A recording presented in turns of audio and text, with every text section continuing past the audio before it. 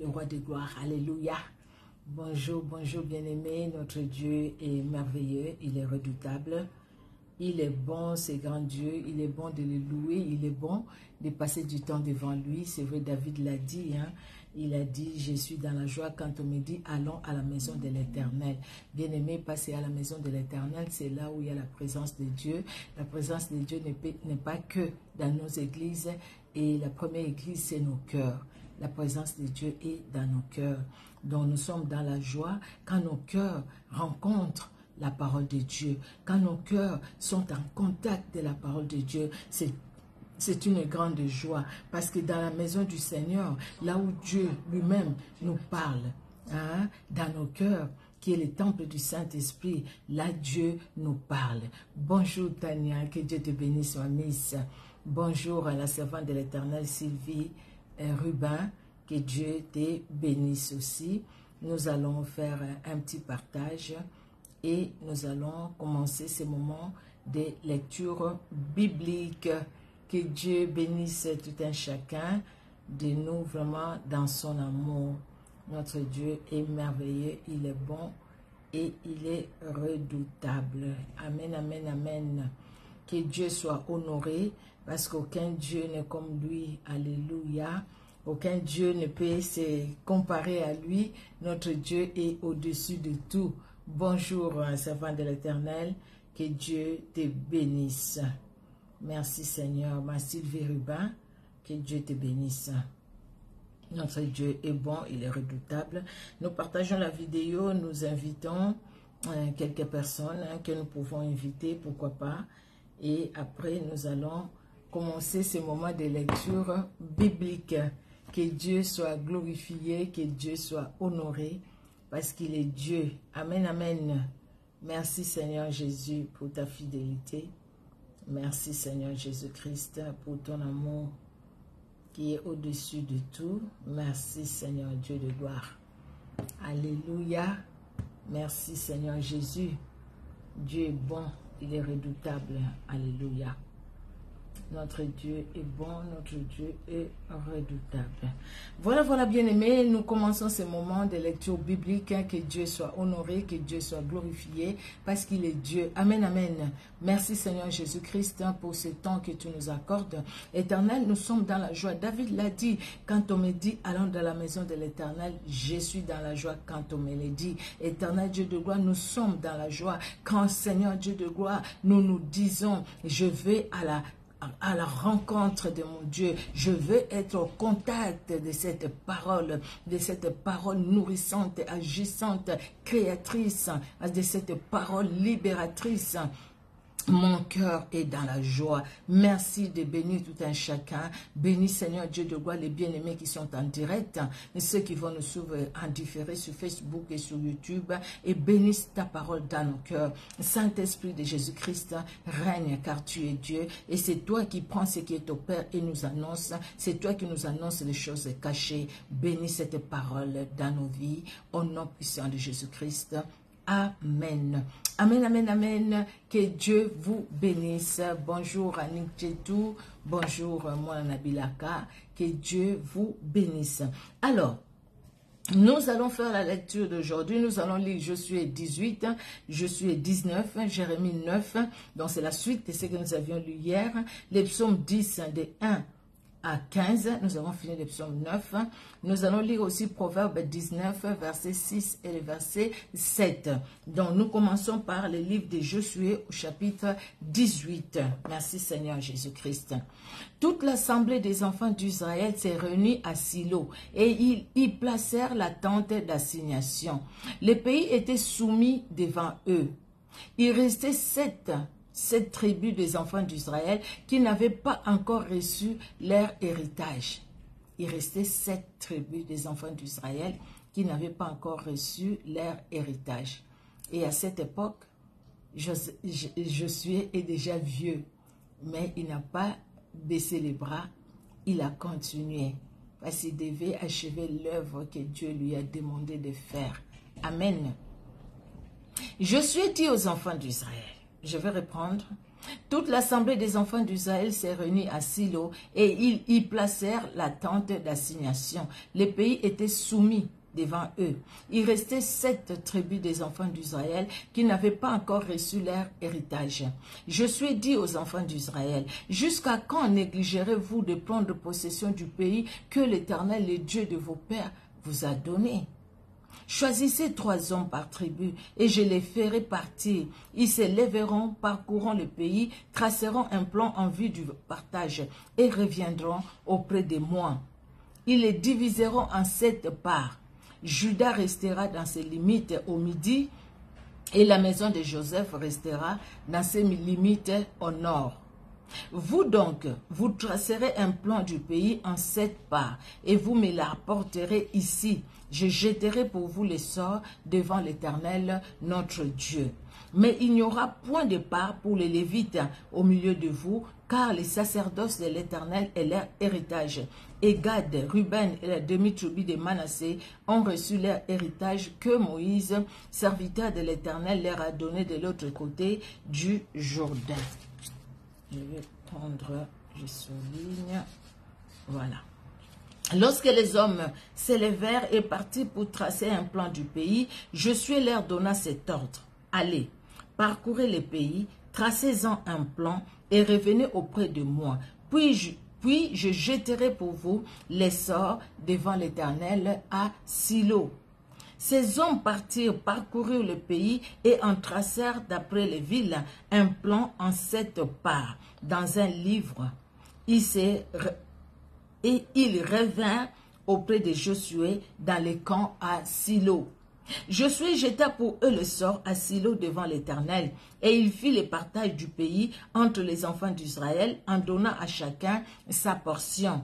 Le sort tomba sur la tribu de fils de Benjamin selon leur famille, et la part qui leur échut par les sorts avait ses limites entre le fils de Juda et le fils de Joseph. Du côté septentrional, leur limite partait du Jourdain, elle montait au nord de Jéricho, s'élevait dans la montagne vers l'Occident et aboutissait au désert de Beth-Aven. Elle passait de là par Luz au midi de Luz qui est Bethel, et elle descendait à Ataroth, Adar par-dessus la montagne, qui est au midi de Beth-Horon, la base.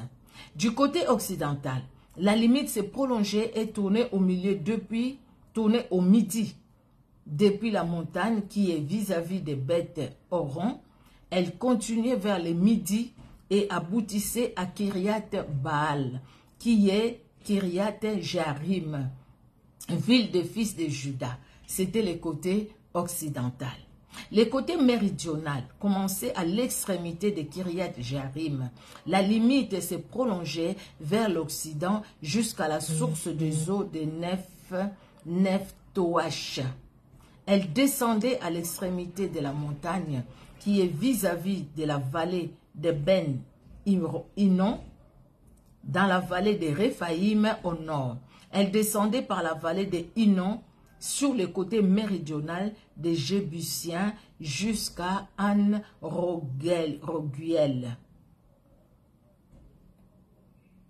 Ok.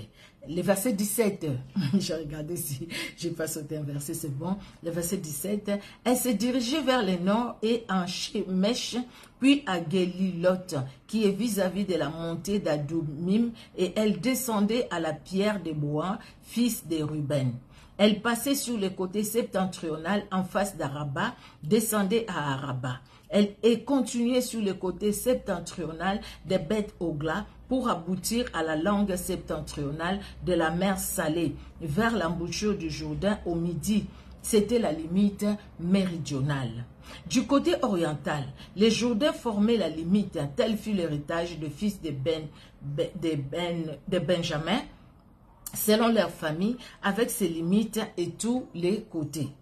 Les villes de la tribu des fils de Benjamin, selon leur famille, étaient Jéricho, Beth-Ogla et Mek-Ketsit, Ben-Araba, Temaraïm, Bethel, Avim, Paran, Ophra, Képhar, Amonaïm, Ophni et Geba. 12 villes et leurs villages. 12 villes et leurs villages. Gabaon, Rama, Bieroth, Mitzpé, Képhira, Motsa, Rekem, Jurpiel, Tariel, Tséla, Elef, Jébus, qui est Jérusalem,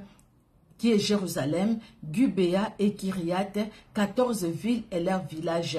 Tel fut l'héritage des fils de Benjamin selon leur famille.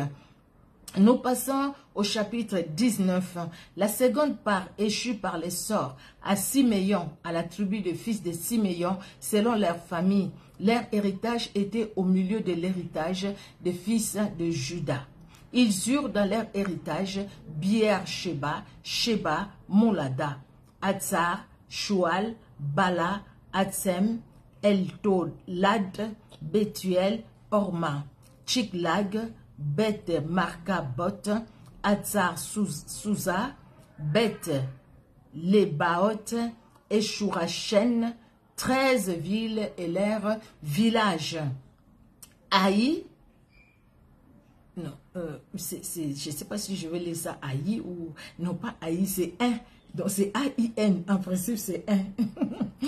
Rimon, Ether et Ashkan, 4 villes et leurs villages, et tous les villages aux environs de ces villes, jusqu'à Balaat, Bier, qui est Ramat du Midi. Tel fut l'héritage de la tribu des fils de Siméon selon leur famille. L'héritage des fils de Siméon fut pris sur la portion des fils de Juda, car la portion des fils de Juda était trop grande pour eux. Et c'est au milieu de leur héritage que les fils de Siméon reçurent les leurs.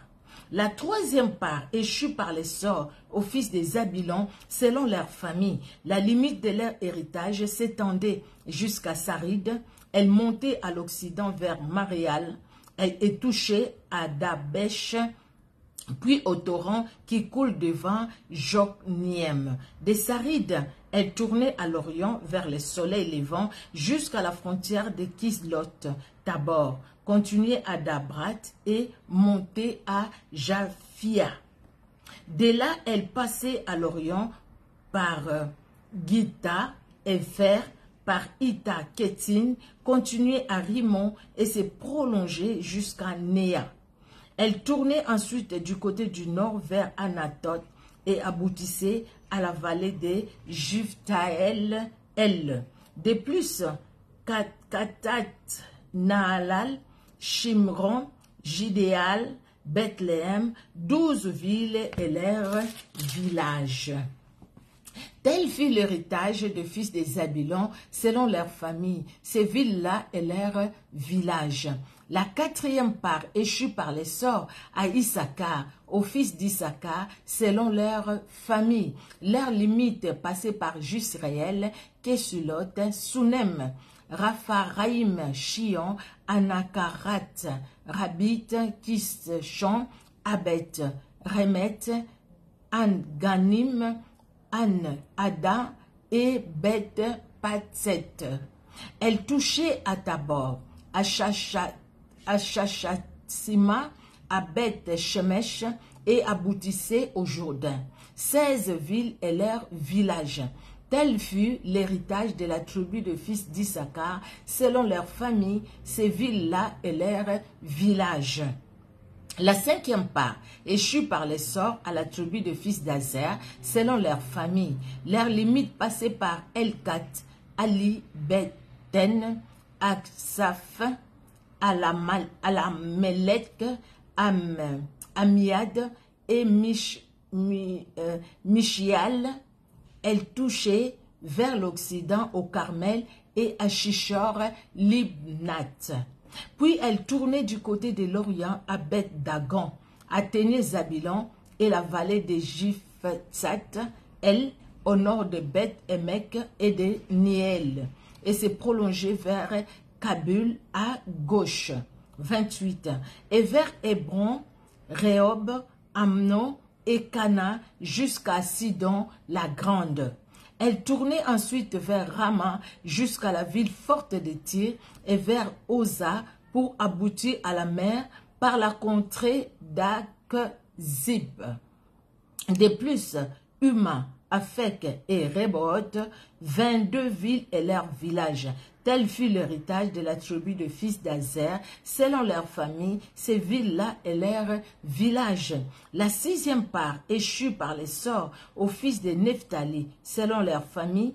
Leurs limites s'étendaient depuis Elef, depuis Alon, par Tanamnim, Adami, Nekeb et Jabniel, jusqu'à Lakum, et elle aboutissait au Jourdain.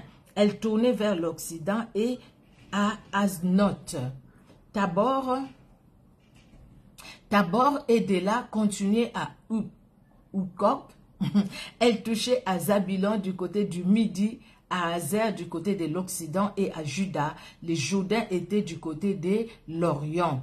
Les villes fortes étaient Sidim, Tser, Amat, Rakat, Kinéret, Adama, Rama, Hatzor, Kedesh, Edrei, An, Hatzor, Jiréon, Migdal, El, Orem, Beth Anat et Beth Shemesh, 19 villes et leurs villages.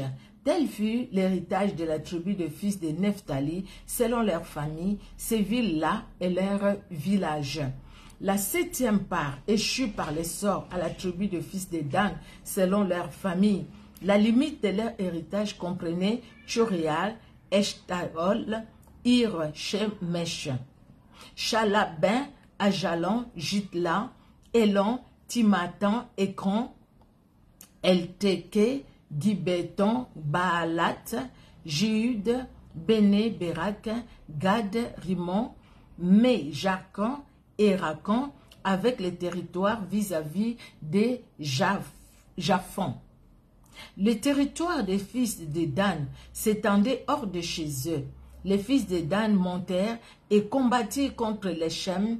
Ils s'en emparèrent et la frappèrent du tranchant de l'épée et en prirent possession, s'y établit et l'appelèrent Dan du nom de Dan, leur père. Tel fut l'héritage de la tribu de fils de Dan, selon leur famille, ces villes-là et leurs villages. Lorsqu'ils eurent achevé de faire le partage du pays, d'après ses limites, les enfants d'Israël donnèrent à Josué, fils de Nun, une possession au milieu d'eux. Selon l'ordre de l'Éternel, ils lui donnèrent la ville qu'il demanda. Timmat Serach, dans la montagne d'Éphraïm, il rebâtit la ville et y fit sa demeure. Tels sont les héritages que le sacrificateur Éléazar, Josué fils de Nun, et les chefs des familles des tribus des enfants d'Israël distribuèrent par les sorts devant l'Éternel à Silo, à l'entrée de la tente d'assignation. Ils achevèrent ainsi les partages du pays. Alléluia. Il y a quelque chose qui m'a frappé. Les versets 3 du chapitre 18, quand Josué dit aux enfants d'Israël, jusqu'à quand négligerez-vous de prendre possession du pays que l'Éternel, le Dieu de vos pères, vous a donné? Donc Dieu a donné, il a fallu qu'eux aussi s'élèvent. Donc la part de Dieu, il a parlé, sa parole est là, il donne sa parole. Maintenant nous avons aussi notre part, bien-aimés. Nous devons nous lever, nous devons nous forcer. Si on ne s'élève pas, on reste là à contempler les choses, à contempler le ciel. Bien-aimés, la manne ne tombera pas. La manne est tombée, oui, la manne est tombée. Elle peut encore tomber, Dieu est capable de tout. Mais regardez ici, il dit pas aux enfants d'Israël, rentrez, j'ai tout fait pour vous. Mais écoutez, vous allez vous installer. Partout ils sont passés, ils devaient combattre. Ils devaient combattre pour rentrer en possession du lieu que Dieu leur a donné. Mais là, je suis déjà vieux, mais je suis tout regardé. Il était jeune jusqu'à cet âge-là, c'est-à-dire il s'est passé des jours, des nuits, des années, des mois. Il s'est passé vraiment des années. Et pendant ce temps, les enfants d'Israël, peut-être ils se réveillaient là où ils étaient bien, ils mangeaient, ils buvaient, voilà, c'est bon, c'est passé. Ceux qui ont déjà eu leur part, bon, c'est bon. Mais je suis dit, mais jusqu'à quand? Jusqu'à quand vous allez rester comme ça, les enfants d'Israël? Jusqu'à quand? Ils parlent même de négliger. Vous négligez de prendre la possession du pays que l'Éternel, le Dieu de vos pères, vous a donné. Il a fallu que les hommes se lèvent. Il dit, écoutez, levez-vous, allez-y, vous allez prendre des mesures, venez avec. Moi, je vais tirer par sort et nous allons voir comment faire les limitations selon les tribus. Et c'est ce qui s'est passé aussi sur les 7 tribus qui restaient. Chaque tribu a eu ses limites, donc chacun était bien chez soi. Il n'y a personne qui a emboîté sur l'autre. Les limites étaient bien respectées selon l'ordre de l'Éternel. Dieu donne à chacun, bien aimé. Nous ne devons pas envier les autres, mais prenons possession de ce que Dieu nous a donné. Mais pour prendre possession de ce que Dieu nous a donné, nous devons les connaître. Mais comment les connaître si on n'est pas en contact avec celui qui a donné? Soyons en contact avec celui qui nous a donné par sa parole. Soyons en contact par la vie de prière. Soyons en contact par les jeûnes de prière. Soyons en contact par les veillées de prière. Soyons en contact avec Jésus-Christ dans nos cœurs, bien-aimés dans le Seigneur. Ainsi, nous allons connaître ce qu'il veut pour nous et ainsi, nous allons obéir. Nous allons prendre possession. Vous voyez, on ne peut pas prendre possession de quelque chose qu'on ne connaît pas. Si on ne connaît même pas ses droits, on ne peut pas. On ne peut pas parce qu'on ne connaît pas ses droits. On ne sait même pas qu'est-ce qu'on a droit et qu'est-ce qu'on n'a pas droit. Les enfants d'Israël les savaient, mais ils ne se sont pas levés. Et là, je prends la décision et voilà que la décision a été respectée et voilà que chacune des tribus a eu aussi sa part selon l'ordre de l'Éternel. Nous allons passer, bien aimés, au livre de Josué au chapitre 9. Josué chapitre 9. Qu'est-ce que j'ai dit? Jérémie 9. Pardonnez-moi. Excusez-moi. Jérémie 9, je l'ai lu, mais j'ai dit Josué, Jérémie 9. Nous avions lu Josué chapitre 18 et chapitre 19. Hein, nous sommes déjà avancés. Et nous allons lire Jérémie au chapitre 9. Nous lisons, bien-aimés, au nom de Jésus-Christ de Nazareth. Oh, si ma tête était remplie d'eau, si mes yeux étaient une source de larmes, je pleurerais jour et nuit les morts de la fille de mon peuple. Oh, si j'avais au désert une cabane de voyageurs, j'abandonnerais mon peuple, je m'en éloignerais, car ce sont tous des adultères. C'est une troupe de perfides. Ils ont la langue tendue comme un arc et lancent les mensonges. Ce n'est pas par la vérité qu'ils sont puissants dans les pays, car ils vont de méchanceté à méchanceté et ils ne me connaissent pas, dit l'Éternel.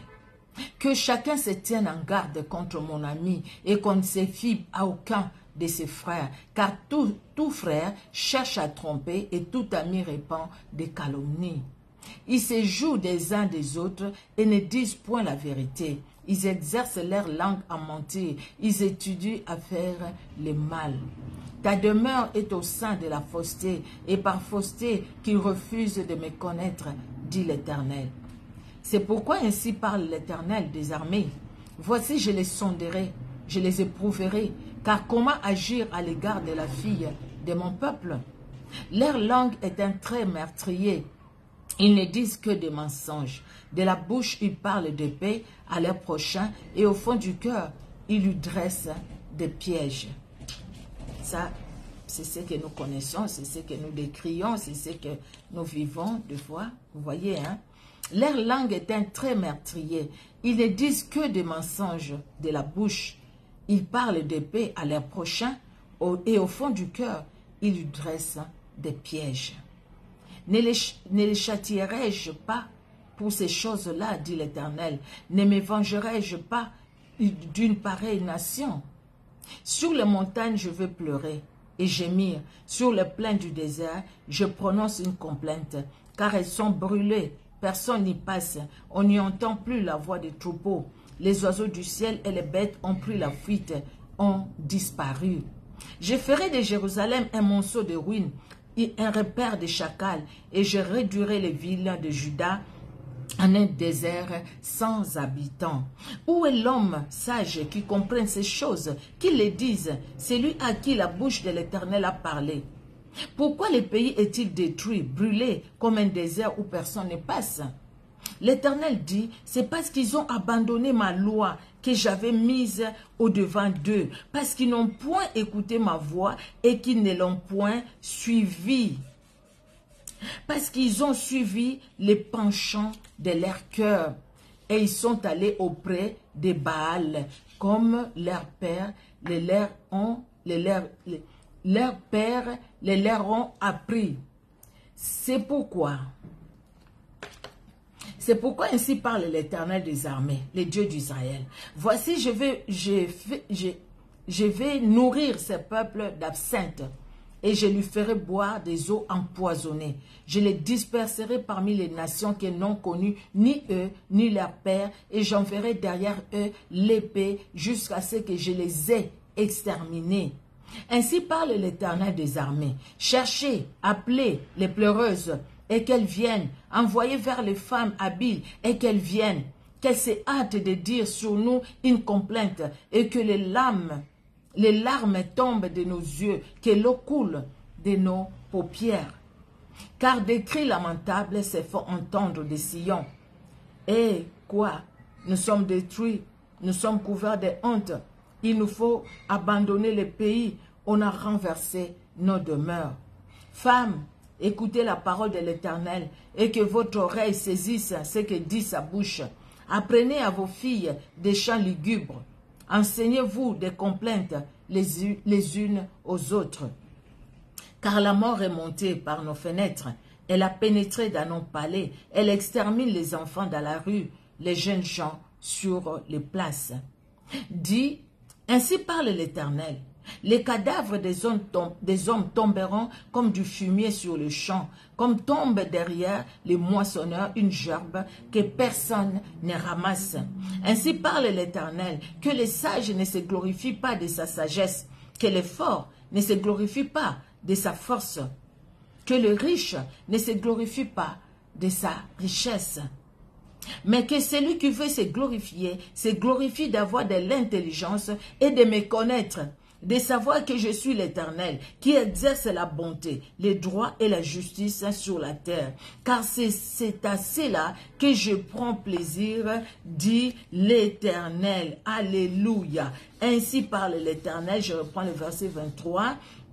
Que le sage ne se glorifie pas de sa sagesse, que le fort ne se glorifie pas de sa force, que le riche ne se glorifie pas de sa richesse, mais que celui qui veut se glorifie d'avoir l'intelligence et de me connaître, de savoir que je suis l'Éternel, qui exerce la bonté, les droits et la justice sur la terre. Car c'est à cela que je prends plaisir, dit l'Éternel. C'est la parole de l'Éternel. C'est Dieu lui-même qui parle, bien-aimé. Voici les jours viennent, dit l'Éternel, où je châtierai tous les circoncis qui ne le sont pas des cœurs. Je châtierai tous les circoncis qui ne le sont pas de cœur. L'Égypte, Juda, Édom, les enfants d'Amnon, Moab, tous ceux qui se rasent le coin de la barbe, ceux qui habitent dans le désert, car toutes les nations sont incirconcis et toute la maison d'Israël a le cœur incirconcis. C'est fort ça. Et ils sont incirconcis de la chair, ils sont incirconcis de la chair, ils ne connaissent pas le Seigneur déjà, toutes ces nations que Dieu vient de citer. Israël, par contre, connaît le véritable Dieu. Il est circoncis dans sa chair, mais par contre, son cœur n'est pas circoncis parce que son cœur est loin de l'Éternel. C'est comme quelqu'un qui va à l'église, mais dont le cœur est loin. C'est comme quelqu'un qui peut prêcher, qui peut chanter, qui peut intercéder, mais dont le cœur est loin du Seigneur. Dieu voit tout, il connaît tout. Il nous voit, il nous connaît. Il connaît tout de nous. Rien de nous ne lui échappe. Faisons attention parce que Dieu voit tout. Amen. Alors, nous allons aller, bien aimés, dans les livres des psaumes. Dans les livres des psaumes. Et nous allons lire les psaumes 10, de 1 à 15. Psaume 10, de 1 à 15. La Bible nous dit... Pardon. Non, ça va. Je pense que j'avais mal écrit. Le psaume 10 va jusqu'au verset jusqu'au verset 17. Donc, c'est tous les psaumes 10, excusez-moi. C'est tous les psaumes 10. Psaume 10. Tous les psaumes 10, de 1 à 15. Ah non, non, non, c'est bien. De 1 à 15, c'est bien ça. De 1 à 15, parce que pour demain, c'est autre chose. Ok, c'est bon, excusez-moi. Excusez-moi. Les psaumes 10, de 1 à 15. Donc voilà, j'avais bien dit au début. Pourquoi, ô Éternel, te tiens-tu éloigné? Pourquoi te caches-tu au temps de la détresse? Les méchants dans son orgueil poursuivent les malheureux. Ils sont victimes des trames qu'il a conçues. Car les méchants se glorifient de sa convoitise et les ravisseurs outragent, méprisent l'Éternel. Les méchants disent avec arrogance, il ne punit pas, il n'y a point de Dieu. Voilà toutes ses pensées. Ses voix ressuscitent en tout temps. Tes jugements sont trop élevés pour l'atteindre. Il souffle contre tous ses adversaires. Il dit en son cœur, je ne chancelle pas. Je suis pour toujours à l'abri du malheur. Sa bouche est pleine de malédictions, de tromperies et de fraudes. Il y a sous sa langue de la malice et de l'iniquité. Il se tient en embuscade près des villages. Il assassine l'innocent dans les lieux écartés. Ses yeux épient les malheureux. Il est aux aguets dans sa retraite, comme les lions dans sa tanière. Il est aux aguets pour surprendre les malheureux. Il les surprend et l'attire dans son filet. Il se courbe, il se baisse, et les misérables tombent dans ses griffes. Il dit en son cœur, Dieu oublie et cache sa face. Il ne regarde jamais. Lève-toi, Éternel. Lève-toi, Éternel, ô Dieu. Lève ta main, n'oublie pas les malheureux. Pourquoi les méchants méprisent-ils Dieu? Pourquoi dit-il à son cœur, tu ne punis pas? Tu regardes cependant, car tu vois la peine et la souffrance, pour prendre en main leur cause. C'est à toi que s'abandonnent les malheureux. C'est toi qui viens en aide à l'orphelin. Brise les bras du méchant, punis ses iniquités, et qu'il disparaisse à tes yeux. Brise les bras du méchant, punis ses iniquités, et qu'il disparaisse devant tes yeux. Dieu voit tout. Amen. Même toi qui vis dans la méchanceté, Dieu te voit. Il te laisse le temps de te repentir. Mais le temps viendra où le Seigneur lui-même s'occupera de toi dans ta méchanceté. Amen, amen.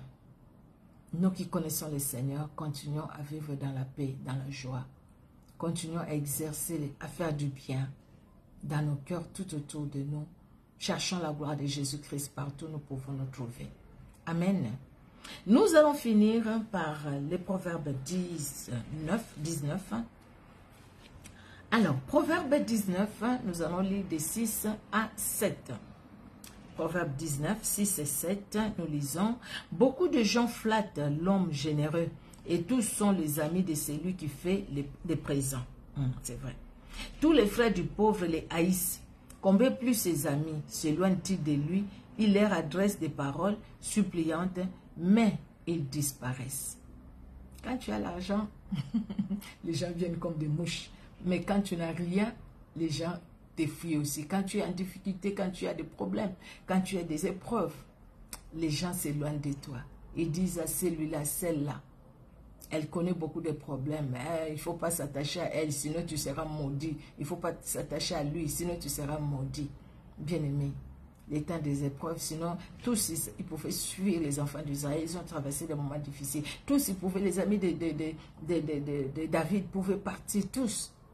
Mais au contraire, dans ces moments-là de difficultés, d'épreuves, il a reçu l'aide de beaucoup de gens. Beaucoup se sont approchés de lui.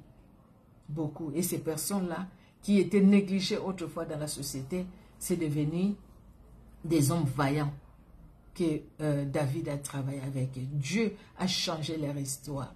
Parce qu'ils se sont approchés de loin de l'homme selon le cœur de Dieu pendant ces moments de difficultés, pendant ces moments des épreuves, pendant ces moments de douleur.